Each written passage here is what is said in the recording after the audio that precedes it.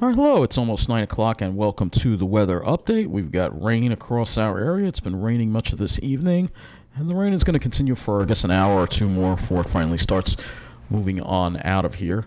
But yeah, rainy day today. Probably washed away a lot of the snow. Still some of it left, probably, especially on Long Island. I think Jersey. I think we'll see when the satellite image comes out tomorrow. I bet a lot of it's gone in Jersey. But you can see the clouds here across area, and this is the cold front right here. That is going to be moving in and bringing in some very chilly Arctic air. First Arctic air mass we've had in a while, actually, is going to be coming through with this cold front. Looking at the map, you can see here is the cold front right here, and here is that really cold air that we are going to get into our area. And again, this is a line of, this is all part of, this cold front stretches all the way from the northeast all the way down into the south where we have severe weather. Looks like severe thunderstorms going through Georgia right now, parts of South Carolina, into Alabama. And, again, there was severe weather around Houston last night and a possible tornado as well with this line. And I believe it did cause a lot of power outages as well. All right, looks like most of them have been restored. But there was also that storm we had that brought us the snowstorm.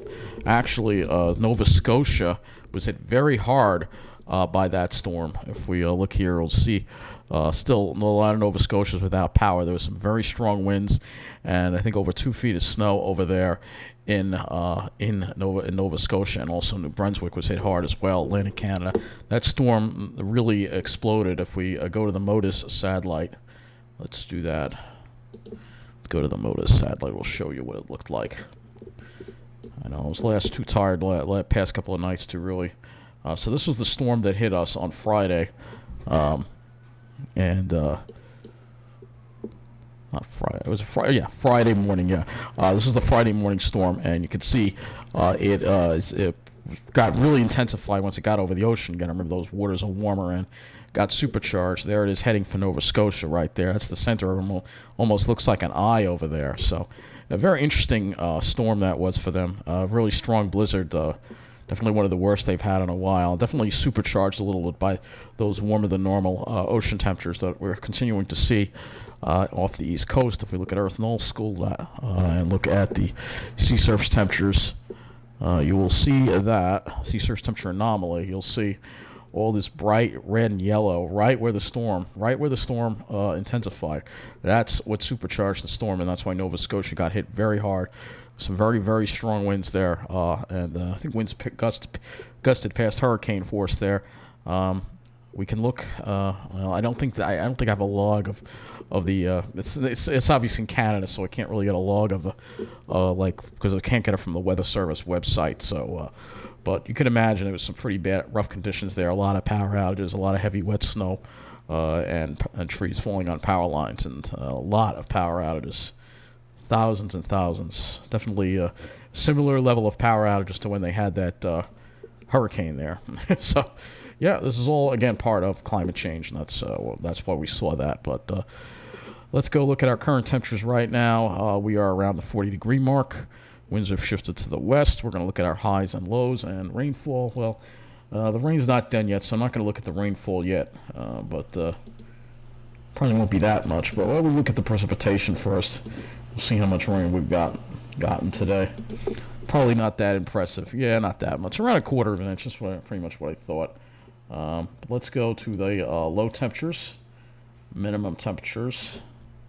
So we'll see how cold it got last night. I think it got down to, what did it get down to in West Hampton? It's saying 9. I think it got down lower than that last night, actually. If we go all right, this is, if we go to West Hampton and view the observations here, we'll do it through the other page. But it got down to 9 degrees. Everywhere else got into the mid-teens. It was pretty chilly last night with that radiational cooling.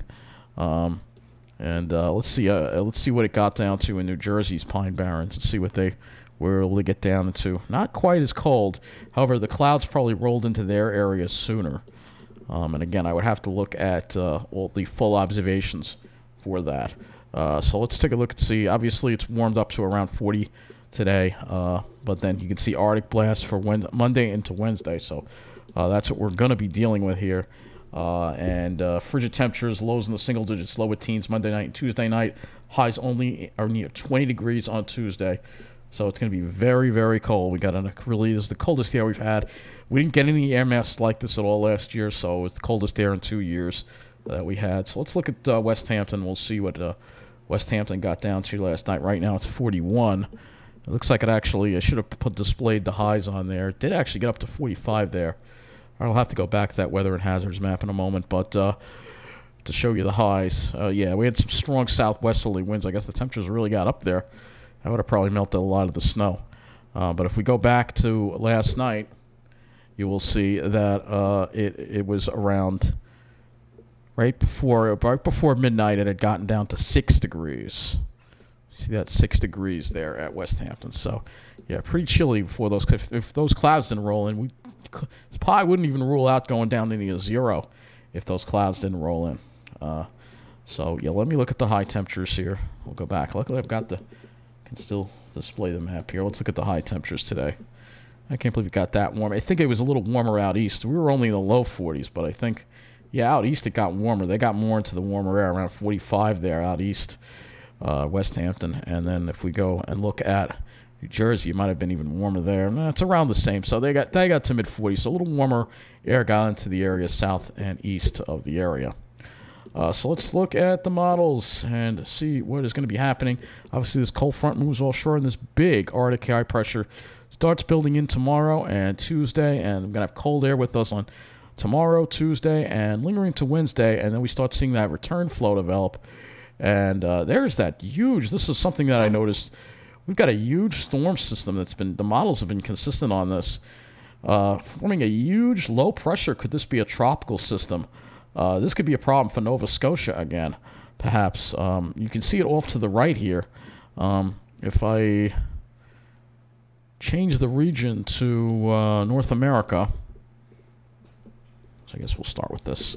You can see this huge storm system just forming and then getting flung into Nova Scotia. And that forms another one, too. So this could be our next snow event, perhaps. You see it right there. That would be around Sunday the 16th. Yeah, huge cold storm systems just forming almost like a hurricane off the coast there. And that's that warm water that's doing that. So that's how warmer water, people are like, well, how is warmer water going to cause us more snowstorms? That's how. If you have cold air in place, that's what's going to happen. So high pressure's building in, and then after that high leaves, you have this huge storm system. And if we go back a few runs here, go back, I think we'll go to the 06C run. Look at this. This is impressive here. Look at this. It forms it like in the tropics. Look at that thing. That's unbelievable. That would generate a lot of wind. This is an old run. All right, this is from yesterday. This is actually from, what's the date on this run here? It should show me 06, yes, from January 9th. Actually, this is from this morning. All right, so this is a huge storm here that we've got to watch. All right, that is unbelievable. That looks like that could have some tropical characteristics. Yeah, that's unbelievable. That's I gotta take a closer look at that. Let's go to our regions. Let's go to the Caribbean here, which we don't normally use, but yeah, Western Atlantic, so you get an idea of this thing forming here, and that would really pop up some very strong winds around that. Let's look at the wind.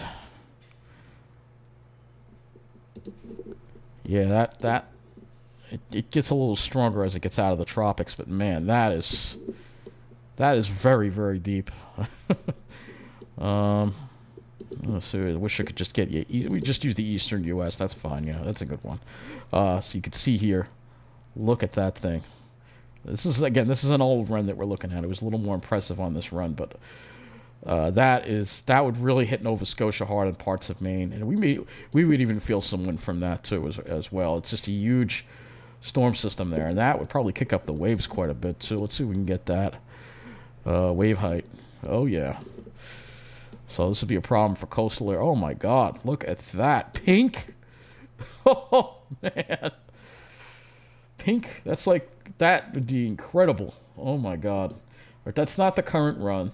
This is the current run. All right, scaled it back a little bit, but still formidable that we're going to have to watch this. All right. But let's get back to our area. Right, we'll go back to this. So this is your deep lows of the current run we're looking at again. And that is very deep. I feel bad for the people in Nova Scotia. They're really they can get hit very hard. But as far as us goes, we would get some wind from it, and that would be about it. Maybe some rough surf. But then the next storm system would be coming on that Sunday. It looks like a fairly weak storm right now, but this is a week out, so things can change between now and then.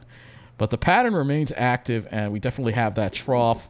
If we go back into the North American view, we definitely have that trough in the jet stream. You see here what we got. Trough in the east. That's going to favor cold air coming into the area. Here's another big trough. So we're going to have troughs coming in and out of the east here, bringing in cold air masses. And you can see that blocking Greenland a bit. So that's what helps us develop these storms and also bring the jet stream down into the United States, to the eastern United States. So we'll look at the 500 height anomaly, so we can look at that. And you'll see here, this also shows the troughs very nicely. Here's that trough bringing in that Arctic air for this week, pulls out, and then another weaker one develops. You can see here the troughiness, and that is why if we go to the Climate Prediction Center here, you will see here below normal in the east temperatures for the 6 to 10 day outlook. 8 to 14 also below normal. All right, look at precipitation, that's near average. All right, let me just go back to this map for a minute, show you all the lightning from this. I think I did show you this already. A lot of lightning from those thunderstorms down south there. There was a lot last night. I was watching in Houston. It was like strobe lightning. Crazy to have strobe lightning in January. Even down in Texas, I think that's pretty unusual. But anyway, let's get back now to the models, and let's go take a close look at our area, and we will go to the HRRR, and we will look at the temperatures, because that is going to be the big story for the next 24 so from the next 48 hours or so. So after the rain ends tonight, the cold air starts moving in. By Monday morning, we are in the 20s, and we're not making it out of the 20s tomorrow. I think we're going to struggle to make it up to 30. And then you can see the core of that cold air coming right down from Canada. Here we are. We are going down tomorrow night. Teens, single digits. Good possibility to see lows in the single digits Tuesday morning, especially north of the city. But we may even see some of that here on Long Island as well. And then as far as Tuesday goes, highs struggling to make it out of the teens. I think we may only be in the teens on Tuesday. It has been a long time since we've had a day that cold. So it's going to be a pretty frigid Tuesday. That's for sure. It's going to be pretty frigid. And if we look at the wind profile, you will see we have that northwest wind there, and that air is coming right out of Hudson Bay. So that's what usually gets us, brings us our really cold air, very, very dry air too as well. We'll roll this back to Monday. See, it's a little more of a west-northwest wind. When the winds get more northerly, that's really what's going to bring in the core of that really Arctic air there. That's in the pink there. That's Arctic air right there that we're seeing here on this. Again, this is the dew point and wind profile that we're looking at here. All right. Next, I guess we'll go look at the GFS. We'll go look a little further, show you what happens. So here's the GFS. And you can see that north wind. Then by Wednesday, winds become a little more southwesterly. So I think that brings us a more of a moderating trend. So we're going to have two really cold days. Wednesday, I think it eases. So if we look at the temperatures on Wednesday, yeah, we'll be near 40 degrees, upper 30s to near 40s, just more seasonable. But if we roll this back again into tomorrow, you'll see tomorrow we're going to struggle to make it to 30 degrees. And then the really bitter cold comes in tomorrow night. And then Tuesday, we're struggling to make it out of the teens, I think. And then it lifts on out Wednesday, and then we've recovered to the 40s. And then after that, you can see we moderate a little bit, and then more cold air comes in for Friday and next weekend as well. And then we would have to watch for that next storm. And then that storm that passes us by behind it will have more cold air with temperatures only in the 20s. So we're finally getting a proper January after after many years. Finally, winter is here because we didn't really get into any of this last year. So I'm very glad they were finally into some really cold air, finally getting some. This is important also because it's important in controlling insect pests, southern pine beetles, and stuff like that. If you have extended periods of cold weather, they're going to die off, and that's a good thing, as well as ticks and things like that, too, because the ticks have been terrible, again, because we haven't really had long periods of cold weather, and finally we're getting that. is very important. I mean, we used to have, back in the day, we used to have periods. They used to actually, before refrigeration, they would use ice from the lakes here. The lakes would ice over every winter, and they'd cut the ice out and use that to keep food cold. So, yeah, this was before the advent of refrigeration. But that's how cold the winters used to be over here. It used to always be able to count on thick layers of ice on the lakes. But it looks like we'll be getting some ice on our lakes. It was starting to form yesterday, so that's some good news. So let's go look at the skies. I will start with the RGM. We like to use that model for the skies, and we will take a look at this. So here is tonight. Moving it along, you'll see clouds clear out tomorrow. And I think we'll have some sun, but there may be some afternoon cumulus, but I still think there'll be a decent amount of sun. Moving into Tuesday, I think we're going to have some mostly sunny skies. However, Long Island, you might get some Long Island sound effect snow, perhaps. That's entirely a possibility with the water temperatures over the sound still so warm. More likely a clear sky if you're in New Jersey. And then for Wednesday, we'll see some more high clouds into the picture, perhaps, but I still think maybe a decent amount of sunshine. So, looks pretty good. Let's look at the NAM model for the skies. I'll have to use the 18Z for that one. Most of these are 18Z, except for the HRRR. Here is the NAM for tomorrow. A little more in the way of clouds, but still think it has a good amount of sunshine. And then here we are Tuesday. And there may be some cumulus clouds, and again, I think it's more of an issue over Long Island, and again, because the cold air going over the Long Island Sound could pick up a little moisture enough to create some clouds. You might see some virga in the sky. It'll look pretty. I like those pretty clouds that develop when you get those really Arctic air masses. It's really beautiful. Let's now look at the GFS, so we can take a look at the skies a little bit beyond that. This is your GFS for tomorrow. Obviously, it's a lower resolution, but you can see the bands coming off the lakes, but they shouldn't make it down here. And then more clouds as you get toward the end of the week, but we'll have to see. Friday might be a sunny day. You could have to watch. There's that storm offshore, so we'll have to see how that all works out right now. It's a little far in the future for us to really, but that storm offshore is definitely interesting to note. That's for sure. Let's look at the Ventu sky, which is the HRRR, and I just want to use this for the clouds as well.